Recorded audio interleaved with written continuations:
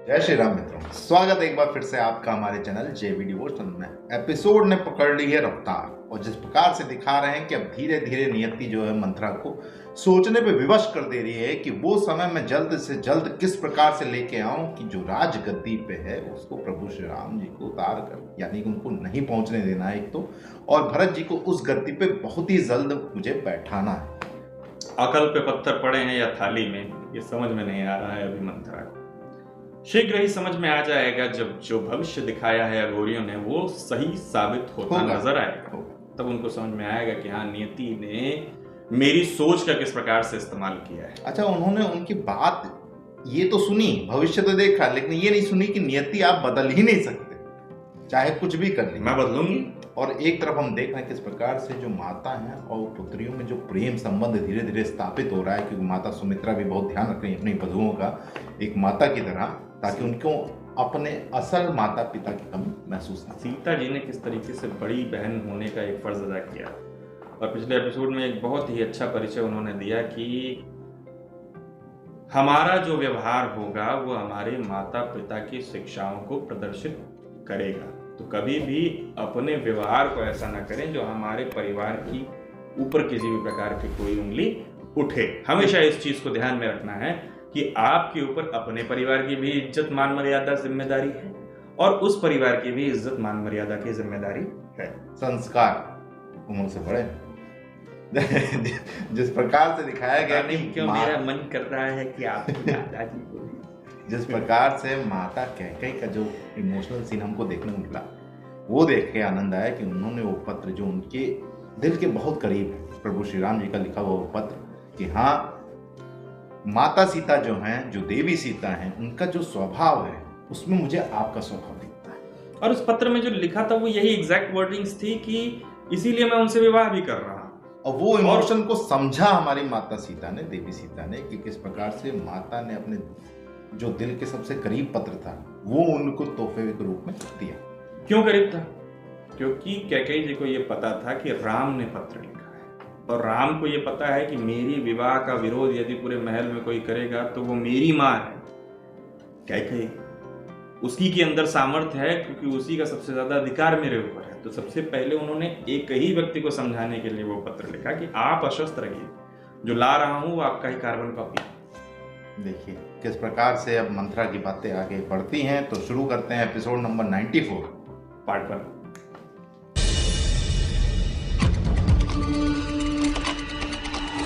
तुम दोनों को देखने के लिए कब से मेरे नेत्र तरस रहे थे। सीता, तुम्हें पाकर रघुकुल धन्य हुआ। सीता का मानना है कि छोटों का सम्मान बड़ों का दायित्व है, इसलिए सीता की इच्छा है कि वो गृह प्रवेश सभी वधुओं के साथ करे। मैं राम और सीता को भरत और मांडवी से अधिक महत्वपूर्ण नहीं बनने दे सकती, कभी नहीं। ये दोनों मेरे भरत और मांडवी के आगे नहीं निकल सकते।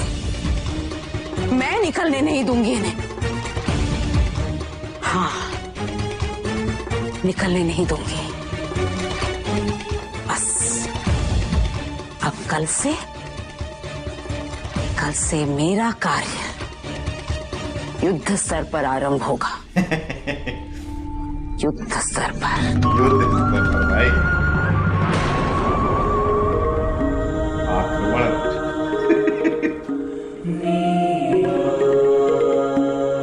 माँ, आपको कोटि कोटि प्रणाम। मुझे विश्वास है कि अब तक आपको मिथिला की राजकुमारी से मेरे विवाह के बारे में सूचना मिल गई होगी। आप सदैव मेरे लिए वधू चुनने का स्वप्न देखती थी और निसंदेह आप मेरे लिए जिसे भी ढूंढती वो संसार में अतुल्य होती। इसलिए मेरी इच्छा है कि आप एक बार जानकी से भेंट करें। आपको ऐसा ही लगेगा कि उनके जैसा संसार में कोई नहीं है। बिल्कुल आपकी छवि है वो।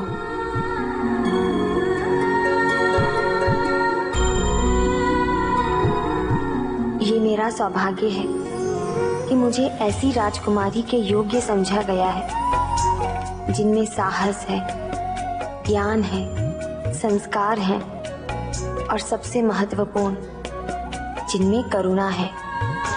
आपकी प्रतीक्षा है माँ, इस निवेदन के साथ कि आप इस प्रस्ताव को स्वीकृति देकर शीघ्र यहाँ पधारें। आपका पुत्र राम।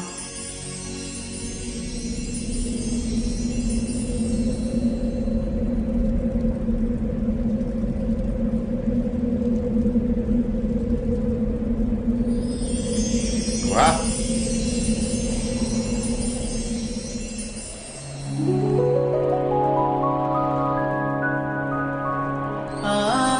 छज्जे छज्जे का क्या यही चल रहा क्या? डॉक्टर साहब खेलते बहुत अच्छा भाई, हो जाएगा।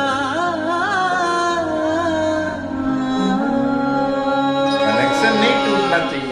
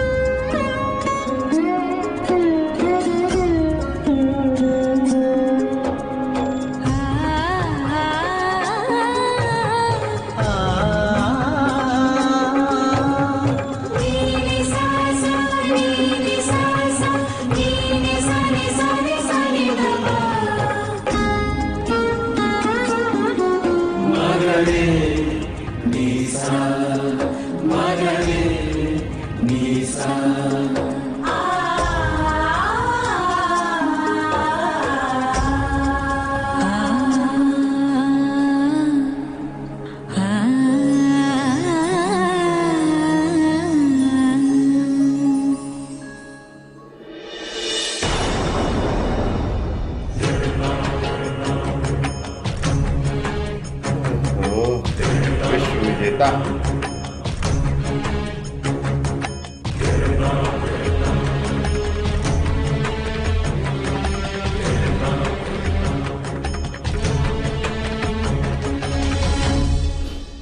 मंदोदरी, तुमने मुझे तिलक लगा दिया। अब मेरी विजय निश्चित है।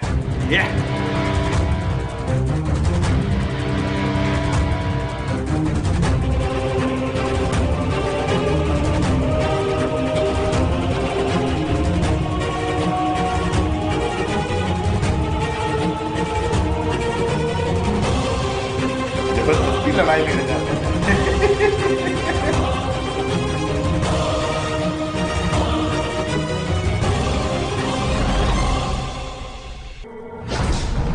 ये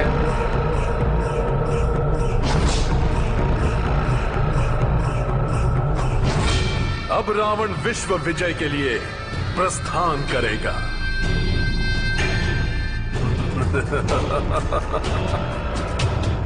लंकेश की जय हो। लंकेश के भ्राता कुबेर ने कुछ दूत भेजे हैं जो आपसे मिलना चाहते हैं। लंकेश, उन्हें अंदर भेज दो। दूत प्रस्तुत हों। लंकापति रावण को हमारा प्रणाम। दसों दिशाओं के राजा, उत्तर दिशा के दिक्पाल व लोकपाल, धन के स्वामी कुबेर ने आपके नाम एक पत्र भेजा है।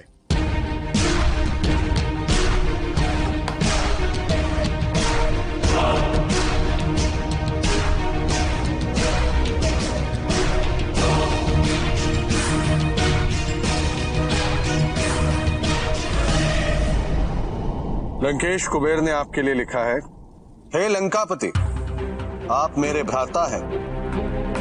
मेरे हृदय में आपके लिए प्रेम और सद्भाव है। आपके पिता अत्यंत ज्ञानी थे। उन्होंने सदैव हम सबको यही शिक्षा दी है कि ज्ञान से बढ़कर संसार में कुछ भी नहीं। व्यक्ति को मात्र ज्ञान प्राप्त करने का यत्न करना चाहिए। अपने पिता का स्मरण करते हुए विश्व विजय का विचार त्याग दें।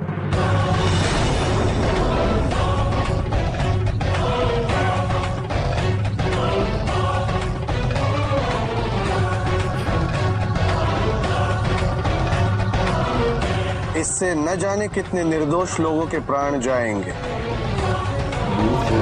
क्या लिख दिया कुबेर भैया? यही मेरी आपसे करबद्ध प्रार्थना है। मैं नहीं जाता भाई। उचित है। मेरे प्रिय भ्राता कुबेर को इस प्रश्न का उत्तर मैं देना चाहता हूं। क्या आप सब इसे कुबेर तक पहुंचा देंगे?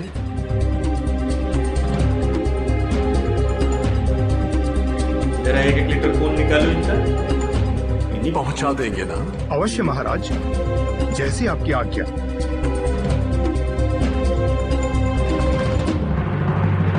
ये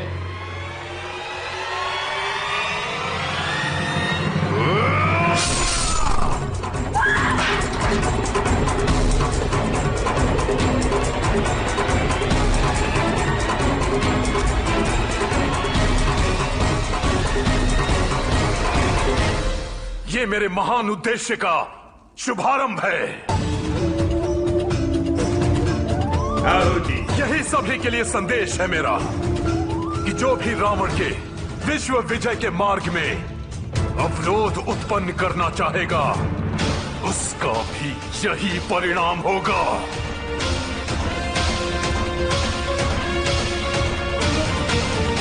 जय महेशमती।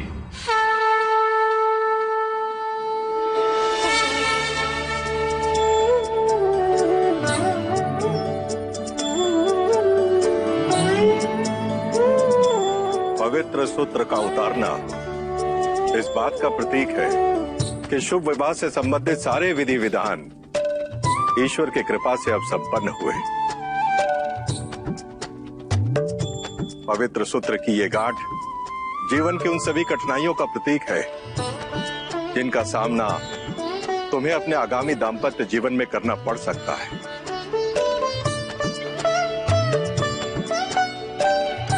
और इसलिए गांठ का खोलना तुम्हारे उस संकल्प का प्रतीक होगा कि तुम उन सभी चुनौतियों का सामना करने के लिए, उन सभी कठिनाइयों का हल ढूंढने के लिए पूरी तरह से प्रतिबद्ध हो।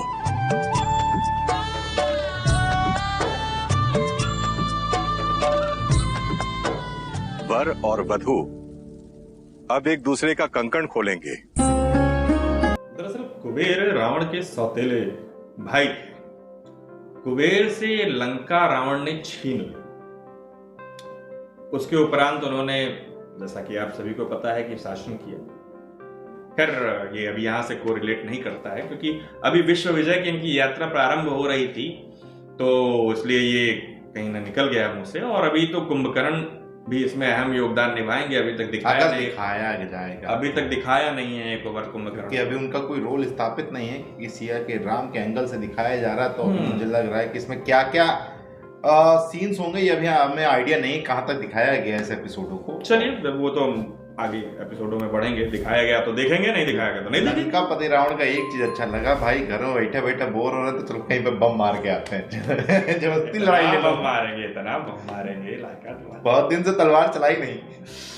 अच्छा, जो इनकी डबिंग दी गई है, वो 2 लाख रुपए का क्या किए?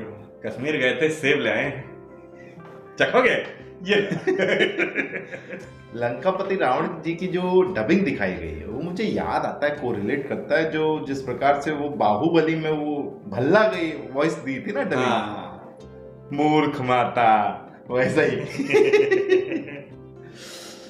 चलिए फिलहाल इस एपिसोड को करते हैं समाप्त। शीघ्र ही मिलेंगे नए के साथ। तब तक के लिए राधे राधे।